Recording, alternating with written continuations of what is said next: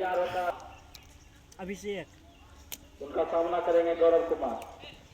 अपने बॉल के लिए तैयार राजन कुमार, उनकी ये बॉल और वहां पर खेल दी हल्के थे तो गौरव कुमार ने बाकी का काम बॉलर खुद पूरा किया। उनके द्वारा ये बॉल और उतनी ही अच्छा वहां पर रक्षात्मक शॉट गौरव के द्वारा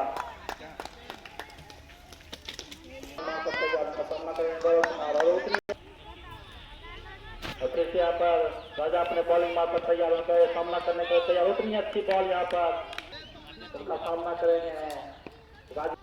फिर से यहाँ पर तैयार है बलजीत कुमार अपने बॉलिंग मार्फत और उतनी अच्छी बॉल बाकी का गौरव एक जिला स्तरीय क्रिकेटर है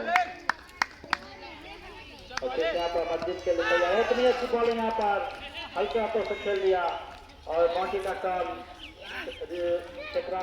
राजा कुमार ने पूरा किया। जिला स्तरीय गौरव कुमार यहाँ